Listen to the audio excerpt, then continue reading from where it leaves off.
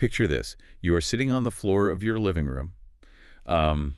You've got a cup of coffee sitting on the end table that, well, went cold about 2 hours ago. Oh, yeah.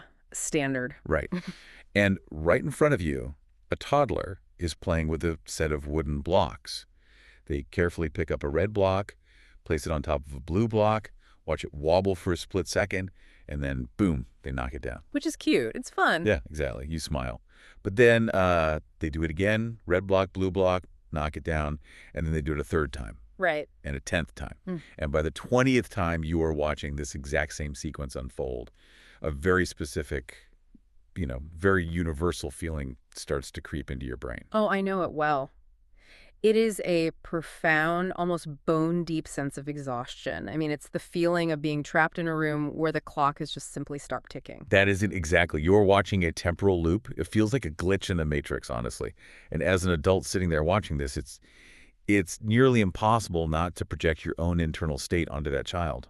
Oh, absolutely. Your inner monologue starts running wild. Right. You think, they have to be bored. Like, I am losing my mind just watching this happen, so they must be absolutely miserable doing it. Which really highlights a fascinating cognitive bias that we adults carry around. I mean, we assume that because the external action hasn't changed, the internal experience hasn't changed either. We assume the child is just stuck, idling in neutral, waiting for something better to come along. Well, today we are going to completely shatter that assumption. We are jumping into a deep dive on some truly eye-opening source material today, excerpts from a piece called Mastery Through Repetition, The Power of Persistent Play. Yeah, it's written by Ellie over at GrowVille Early Learning. Exactly. And our mission today is to uncover the hidden brain mechanics behind this repetitive play. We want to transform what looks to you and me like mind-numbing boredom into a front-row seat to some of the most complex cognitive growth a human being can experience. It's quite a shift in perspective. It really is. So let's unpack this, because to get to the good stuff, we really need to look past our own surface-level frustration. Definitely. And to understand what the child is actually doing, we first have to dismantle that adult illusion of what repetition means. Right. The source material captures this perfectly. When we watch a child repeat an action, our adult brains immediately generate a series of assumptions. We think, they already did this. Yeah, or they already know how to do this. Exactly. And the big one, shouldn't they move on to something new? I really want to focus on that last thought. Shouldn't they move on? Because we live in a culture that values relentless progress. Oh, for sure. Constant forward motion. Right. And in our minds, progress is inextricably linked to novelty. Doing something new means you are moving forward. Doing the same thing means you are standing still, or worse, falling behind. But that equation, that novelty equals progress, is completely backward when it comes to early childhood development. Wait, completely back? Yeah, completely. Ellie's core thesis fundamentally reframes this entire dynamic. For children, repetition is the absolute opposite of boredom. They aren't mindlessly looping, they are actively refining. Okay. They are testing the boundaries of what they know, and they are adjusting incredibly small details with every single repetition. Okay, but let's be real for a second. When my kid knocks down the blocks for the 20th time, I'm not seeing refinement. No, of course not. I mean, I'm just seeing mindless destruction. Are they actually processing anything in that moment, or is it just a comforting sensory loop? Like a baby pacifier, but with wooden blocks. It looks mindless to us because we already understand the physics of the situation. We know gravity works. Right. But think of them more like a scientist running a very strict trial.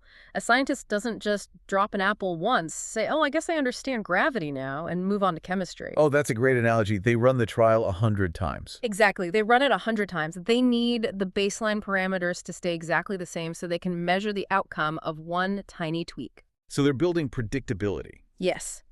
Building that predictability is how a child builds confidence. The world is incredibly chaotic to a toddler. Oh, I can only imagine. Everything is new. Right, everything. So knowing exactly what happens, and I mean down to the millimeter, when that red block hits the blue block, well, it provides a profound sense of psychological safety. They are building a foundation of certainty in a very uncertain world. But how does this play out beyond just feeling safe? Because understanding the theory is one thing, but, sitting on the rug watching them is another. For sure. GrowVille's material breaks down some specific everyday examples of these experiments that we Yeah. usually just dismiss as child's play. Yeah. We've got the blocks, obviously. Mhm. But there are other examples, like playing the exact same pretend game over and over, or demanding the exact same book be read to them every single day. Let's look closely at what physically happens in the brain during those specific activities, starting with the blocks. You see a red block hitting a blue block, but the child's brain is actively calculating weight distribution. Their spatial awareness is sharpening. As they reach and lean, their vestibular system, which controls physical balance, is actively calibrating. Wow, so there's a lot going on under the hood. A massive amount. The problem-solving pathways in their brain are firing rapidly every time the tower falls. They're mapping the physical forces of why it fell and calculating how to prevent it or replicate it on the next attempt. The physical stuff I can almost wrap my head around. It makes sense that gross and fine motor skills require physical repetition. It's like muscle memory. Exactly. But the book, I really struggle with the book.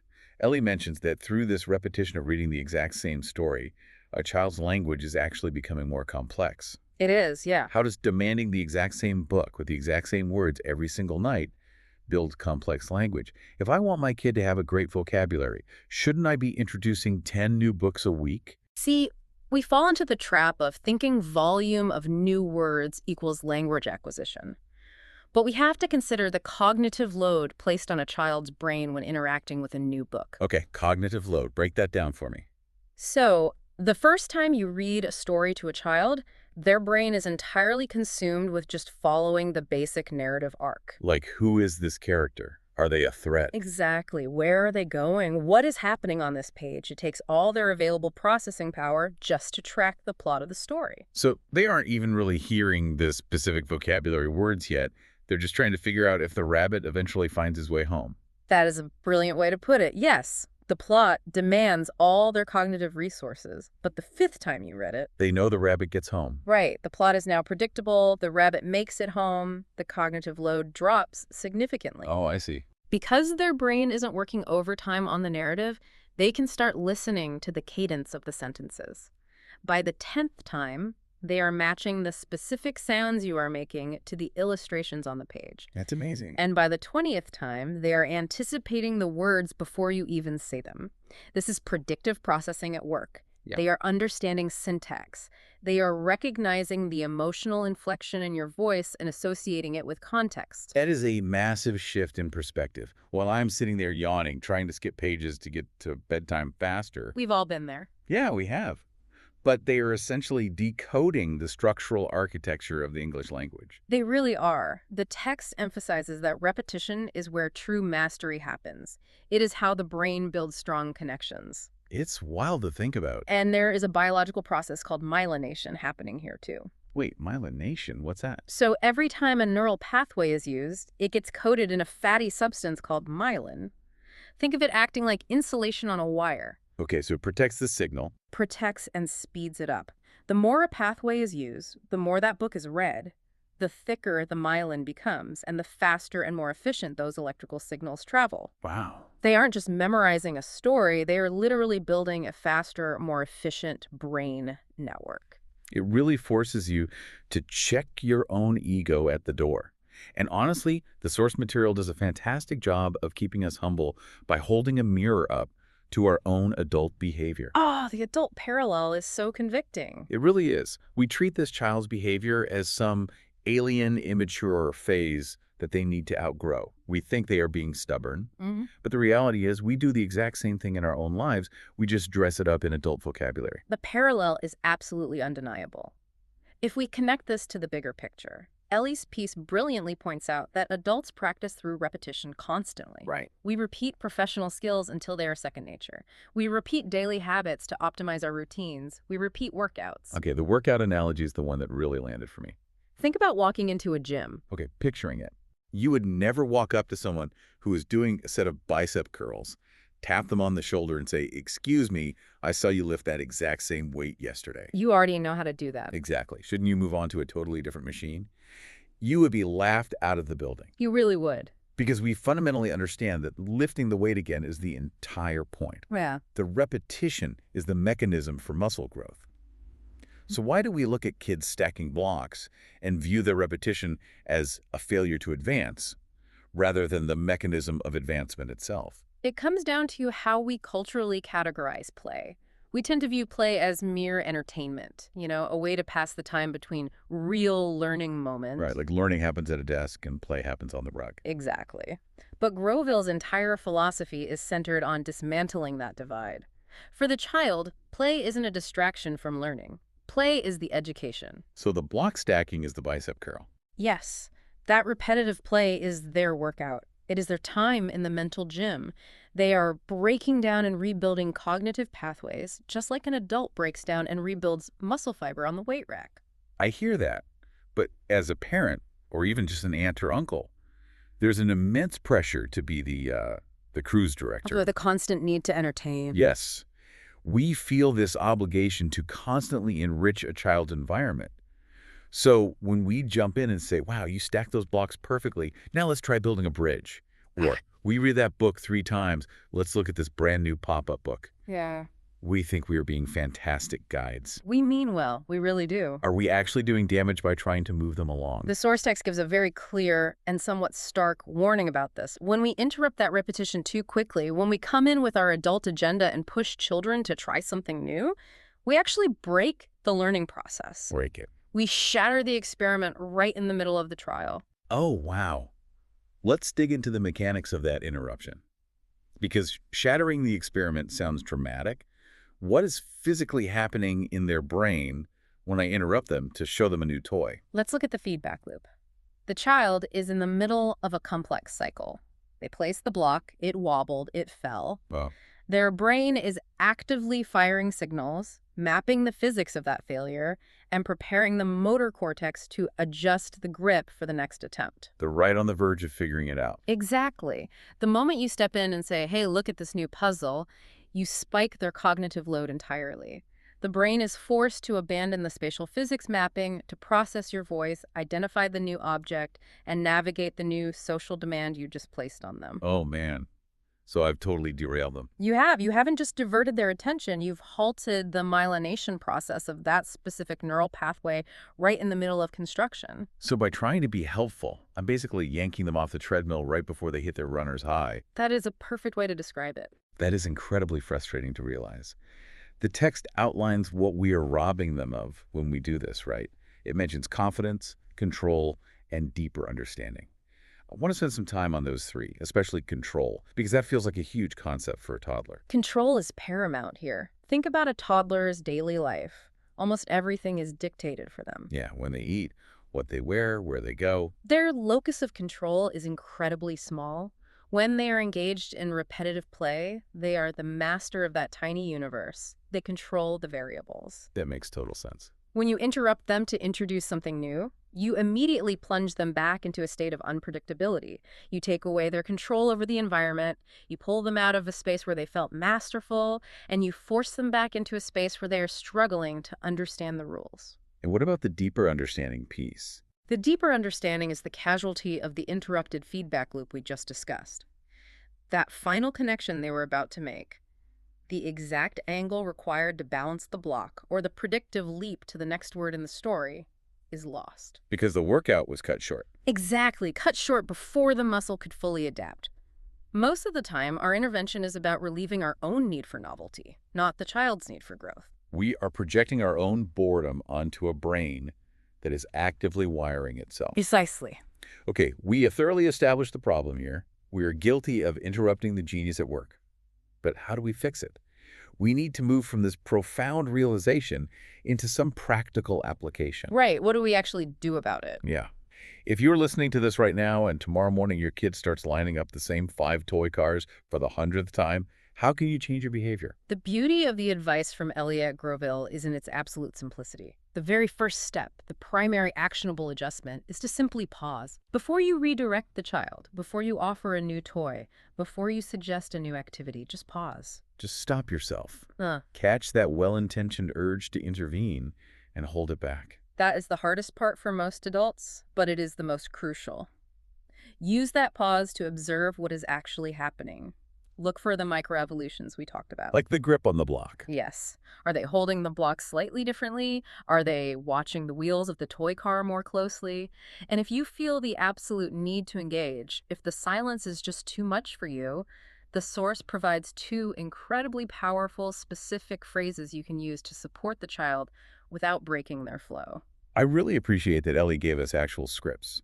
The first one is, I see you're really working on this. And the second one is, you're getting better at this every time. Those scripts are meticulously crafted. Let's analyze why they are so effective. When you say, I see you're really working on this, you are doing something profound for the child's self-esteem. You are validating their effort. Notice the specific use of the word working.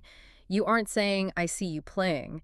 You are acknowledging the unseen cognitive effort. Wow. You are validating that what they are doing has value, requires focus, and is recognized by the adult in the room. It elevates the whole activity. It says, I recognize that this is your job right now, and I respect it enough not to manage it for you. It treats their play with the same dignity we expect when we're working on a spreadsheet. Exactly. And the second phrase, you're getting better at this every time, directly reinforces the concept of mastery. It tells the child that their repetition has a purpose. Even if we can't see the progress. Right. Even if it's invisible to the naked eye, it's recognized and celebrated. It perfectly encapsulates the final point in the text, that what looks incredibly simple on the outside is actually powerful learning on the inside. I think about how empowering this shift in perspective is for you, the listener. It takes a moment of pure parental or caregiver exhaustion. That intense feeling of, if I have to watch this plastic truck roll down this plastic ramp one more time, I am going to lose my mind. Oh, we've all felt it. And it completely transforms it. It turns you from a bored hostage in your own living room into an active observer of cognitive development. You get a front row seat to the actual wiring of a human brain. It really is a privilege. It is. Once you know what to look for, watching a child repeat a task becomes a privilege instead of a punishment. It changes the entire dynamic of the room, the anxiety of feeling like you need to constantly entertain them. To be that cruise director we talked about, it dissipates. That's got to be such a relief. It is. You realize your job isn't to constantly provide a stream of new, stimulating activities. Sometimes your most important job is simply to hold the space for them to do the repetitive work they are naturally, biologically driven to do. So, to synthesize all of this, the ultimate takeaway from this deep dive into GrowVille's insights is a complete paradigm shift regarding early childhood behavior. Repetition isn't being stuck. No, not at all. It is not a glitch in their development. It is not a sign of stagnation. It is the literal mechanism of growth. It is the necessary foundational work for supporting confident, capable children who understand their world. Beautifully said. So the next time you see the loop start, don't break it. Let the trial run its course.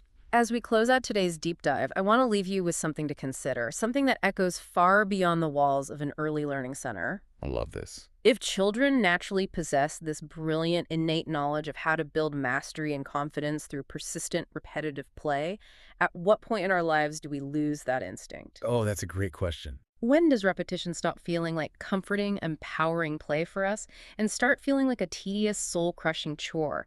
And perhaps more importantly, looking at the focus, the dedication, and the quiet joy of a child stacking those blocks for the 20th time?